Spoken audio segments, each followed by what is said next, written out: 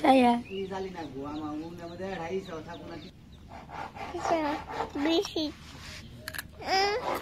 Ada nimki.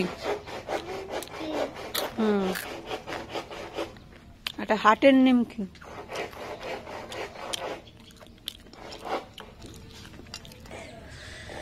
Hi welcome back to my channel. আশা করি সবাই অনেক অনেক ভালো আছেন। সবাইকে গুড মর্নিং। এখন বাজে হচ্ছে সকাল 7টা। তো এখন আজকের ব্লগটা আমি এখান থেকে স্টার্ট করতেছি। এটা হচ্ছে মিষ্টি কুমড়া গাছ, দেখতে পাচ্ছেন একটা ফুল ধরে আছে, সাথে একটা মিষ্টি কুমড়া, ছোট মিষ্টি কুমড়া আসছে, এখনো বড় হয়নি। তো এখনো এর নিচে ফুলই লেগে আছে। তো আমরা এখন সকালে ব্রেকফাস্ট বানাবো। তো আপনাদের দেখার চলুন কি ব্রেকফাস্ট হচ্ছে আজকে আমাদের সকালে। তো দেখতেই তো পেলেন অলরেডি ব্রেকফাস্ট শুরু করে ফেলেছে, যে হালকা পাতলা ব্রেকফাস্ট। সেই দিন হাটে থেকে নিমকি নিয়ে আসছিল, সেগুলো খাচ্ছে। আর এখানে জাল বানানো হচ্ছে মাছ মারার জন্য, এর জন্য একটু আওয়াজ আসতেছে। এখানে এটা হচ্ছে আমার বড় মার সিম গাছের জাংলা, দেখতেই পাচ্ছেন কত বড় হয়ে গেছে। তো এখানে উনি জাংলার খোটা আর কি, মানে কি বলে, জাংলার খুঁটি চেঞ্জ করতেছে। আমার মনে হয় এটা ওইগুলো বড় হয়ে গেলে পড়ে যাবে, তার জন্য চেঞ্জ করে দিতেছে।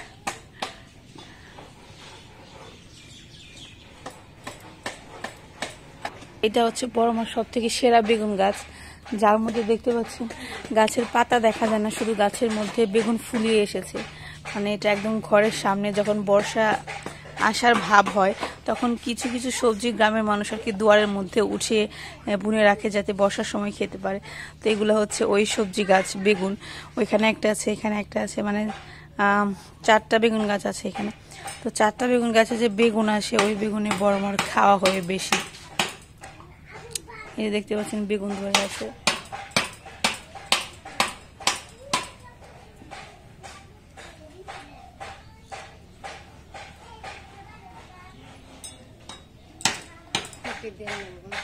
ফুলা হয় কখন রে এই সিম গাছে? ওই যে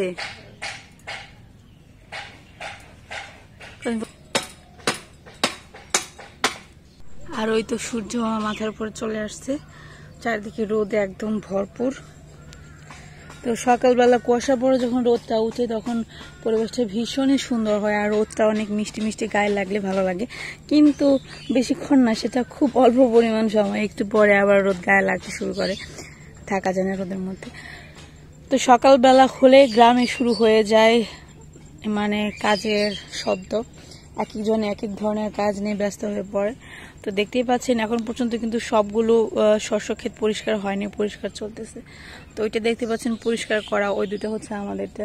ওগুলো আমার মনে হয় সরিষা বুনে ফেলবে কয়েকদিনের মধ্যেই, কারণ অলরেডি লেট হয়ে গেছে, জল যায়নি বলে সরিষা বুনতে পারেনি। তো আসলে গ্রামের বাড়িতে তো সবজি গাছের অভাব নেই, প্রত্যেকের বাড়িতেই সব ধরনের সবজি গাছ আছে। তো এই যে দেখতে পাচ্ছেন, এটা হচ্ছে আমাদের পাশের বাড়ির বড় মা লাগে আমার। তো ওনার যতগুলো মরিচ গাছ আছে, তাতে ওনার আর মরিচ কেনার প্রয়োজন হয় না।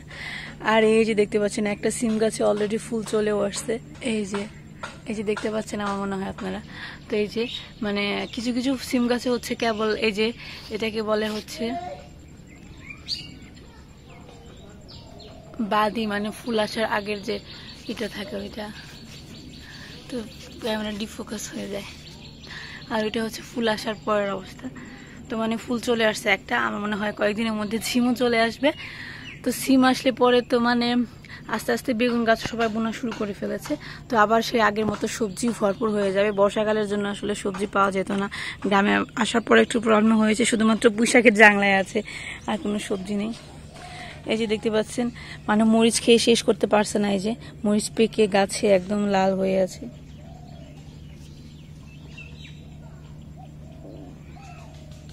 তো ওনার এখানে যে ডাটা বুনে রাখছে, ডাটাও অনেকগুলো হয়েছে, মানে ওনার মোটামুটি সবজির অভাব হয় না।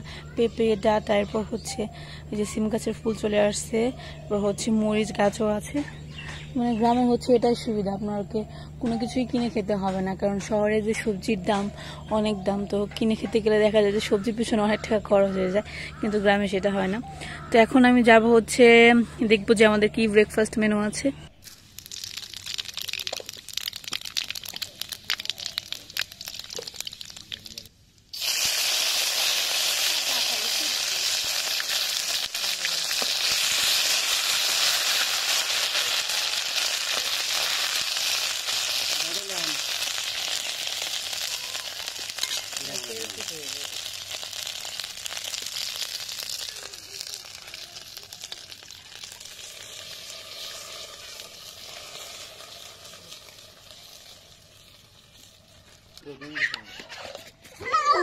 দেখছ আমি তুই নিয়ে আমি কই বলে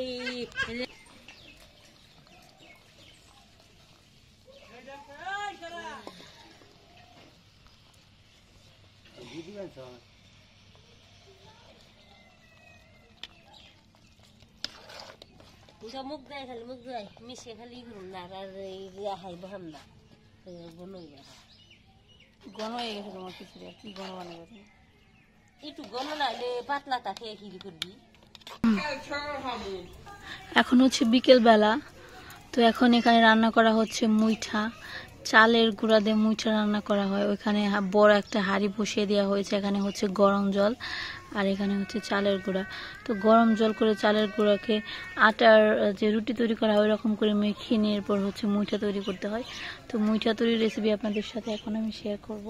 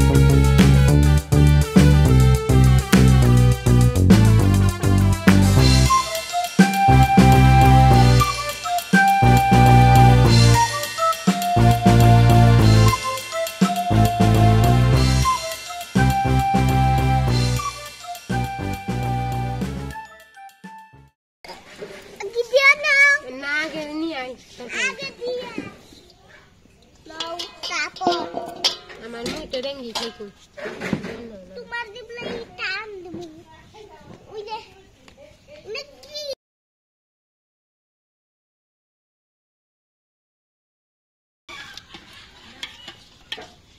এলা আজকে শুক্রবার দিল নাকি গো আই বডি মন লইলি আই বডি নাকি দেলে দেখালি বুড়ি আছে যে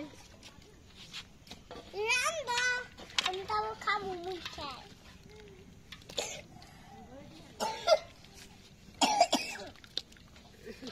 বাবা ওই দে সাপি বাজা দাও না বড় ওই নেই মুইঠা রান্না বান্না শেষ, এখন করা হচ্ছে চাপড়ি ভাজা। মুইঠার অন্ধকার লিখে লাইট জ্বালা। মুইঠা রান্না করার পর যে ওই আটার মতো ওগুলা খামিগুলো বেঁচে গিয়েছিল, তো সেইটা দিয়ে বরং এখন ভাসতেছে হচ্ছে চাপড়ি। এটা হচ্ছে গ্রামের খাবার।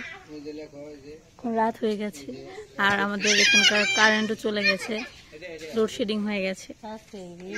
তো আজকে ব্লগটা এখানে শেষ করি। সবাই ভালো থাকবেন, সুস্থ থাকবেন। ব্লগটা দেখার জন্য অনেক অনেক ধন্যবাদ। টাটা।